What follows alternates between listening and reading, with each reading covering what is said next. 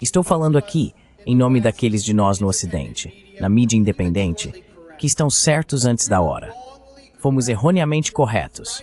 Estávamos certos antes que fosse permitido. Estávamos certos ao dizer que a CNN estava mentindo quando exibiu uma manchete afirmando que 40 bebês haviam sido decapitados pelo Hamas. Estávamos certos quando jornalistas sionistas de direita começaram a afirmar que o Hamas havia assado bebês em fornos no dia 7 de outubro, citando organizações de resgate fraudulentas como Zaka e United Hatzalah. Estávamos certos ao denunciar o New York Times por sua falsa investigação de capa, alegando que grupos de resistência palestinos em 7 de outubro cometeram estupro em massa contra mulheres judias. Eles nunca apresentaram sobreviventes. Eles nunca apresentaram qualquer evidência forense.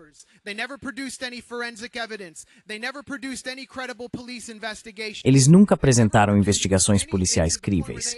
Eles nunca apresentaram nada, a ponto de terem que mudar toda a definição.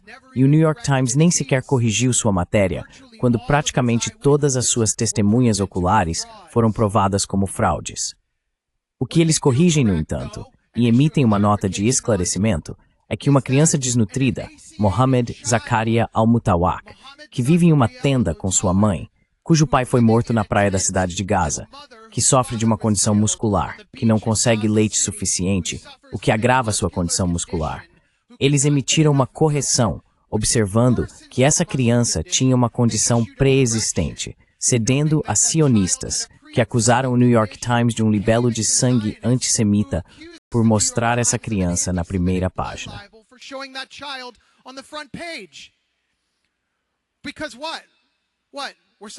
Porque o quê? O quê? Nós devemos aceitar a morte dos Untermenschen. É isso que eles estão afirmando.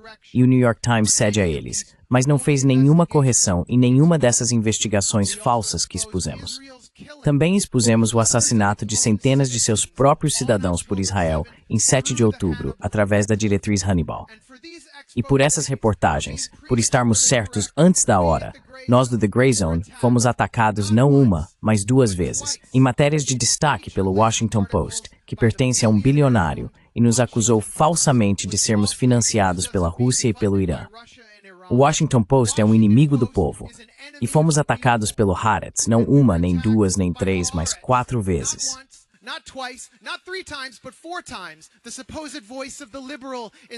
A suposta voz do público liberal, esclarecido e amante da paz de Israel, por estar certo antes da hora. Então o que o Haaretz fez? Eles se viraram e declararam: espere um minuto. Descobrimos inúmeras evidências de que Israel atirou em dezenas e dezenas de veículos em 7 de outubro, que continham cidadãos israelenses judeus, e que havia ordens de fogo livre para atirar em todos os lugares. E, de fato, foi executada uma diretiva Hannibal em massa. Mas eles nunca disseram que a mídia independente estava certa. Não. Como podemos entender essa dinâmica? O que estava acontecendo nos dias, semanas e meses após 7 de outubro era que a mídia estava cumprindo seu papel tradicional, a mídia corporativa, de fabricar consentimento para o genocídio, de fabricar consentimento para a guerra.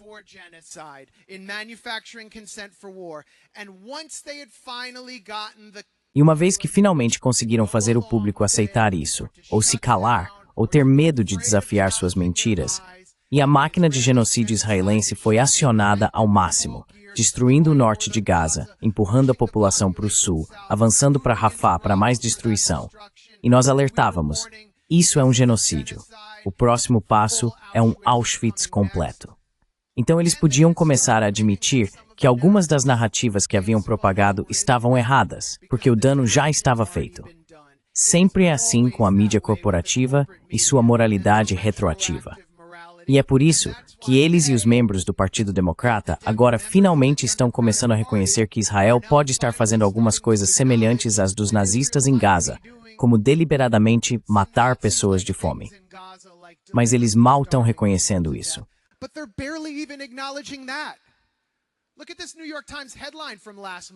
Olhe para essa manchete do New York Times do mês passado. Moradores de Gaza estão passando fome. Eles estão apenas com fome. Eu não sei. Quem poderia estar causando essa fome? É igual à manchete que publicaram em janeiro de 2024. Violência irrompe em local de ajuda em Gaza. Foi quando Israel massacrou dezenas de pessoas que buscavam farinha em um ponto de distribuição de ajuda no norte de Gaza.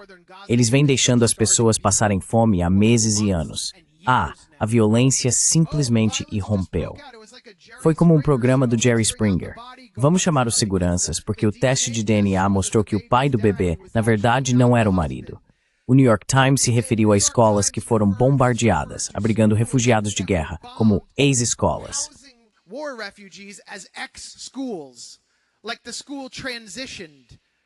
Como se a escola tivesse passado por uma transição.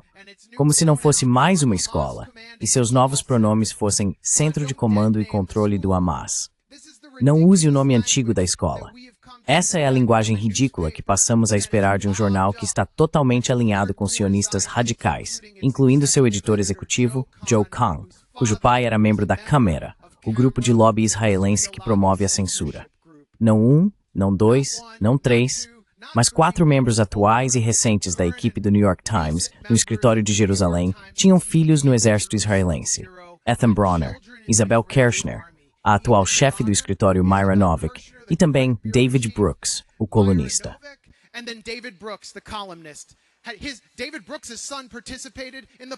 O filho de David Brooks participou do programa piloto para esse genocídio em 2014.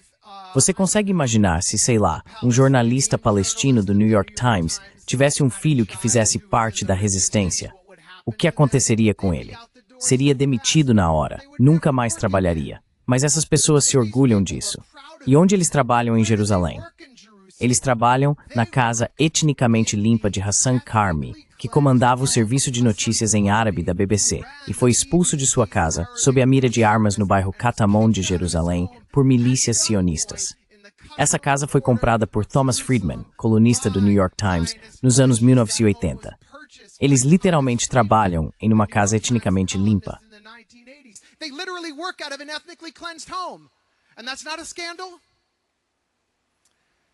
Isso não é um escândalo.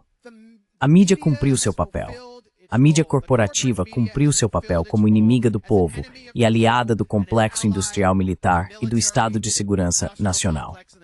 O papel tradicional deles é sempre que demonstram preocupação com o sofrimento humanitário em outro país como Líbia, Síria ou Ucrânia, é porque querem que entremos em guerra contra um inimigo oficial. E vimos isso na Líbia, quando inventaram mentiras sobre as forças de Gaddafi receberem Viagra para cometer estupros em massa contra a oposição, a fim de levar a OTAN à ação militar para destruir um país africano, desestabilizar a região, causar uma crise migratória e desestabilizar todo o Sahel.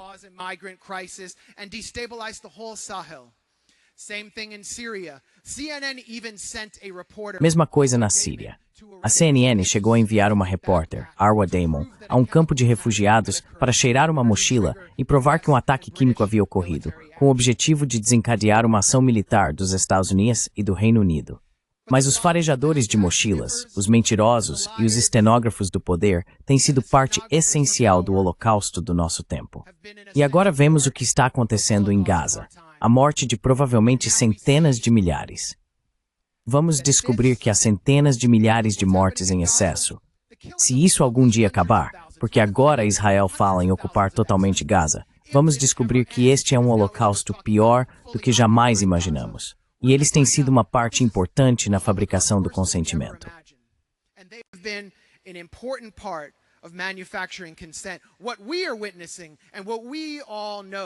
O que estamos testemunhando, e o que todos sabemos, é que este é na verdade um caso clássico de intervenção militar, que este é o momento de bombardear as ferrovias para Auschwitz. Esta catástrofe, este pesadelo, este holocausto, este genocídio realmente exigem intervenção militar, e a mídia está simplesmente de braços cruzados. Eles nem sequer querem entrar. A Fundação Humanitária de Gaza é o resultado lógico e previsível de tantas fraudes de responsabilidade de proteger e de intervenções humanitárias que foram perpetradas pela mídia. É isso que está acontecendo. Apenas mais uma fraude humanitária projetada para causar morte, apoiada pela CIA e pelo Mossad. Um agente literal da CIA, Phil Riley, está comandando isso. E Phil Riley deveria ser submetido a um Nuremberg 2.0 se algum dia for encontrado. should be subjected to Nuremberg 2.0 if he's ever found.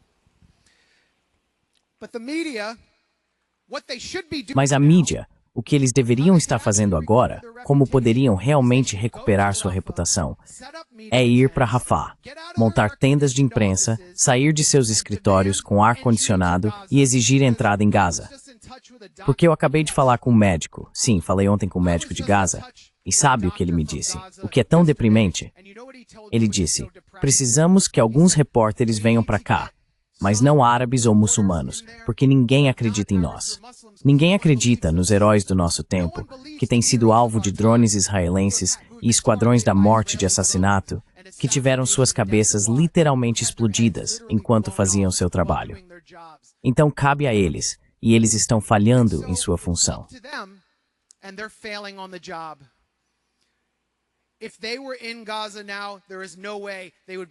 Se eles estivessem em Gaza agora, não haveria como ignorarem o que vemos, e isso encerraria toda essa operação. E sabe por que acho que eles não estão fazendo isso? Porque, ao encerrar esse genocídio, você começa a colocar Israel em um caminho para sua própria destruição.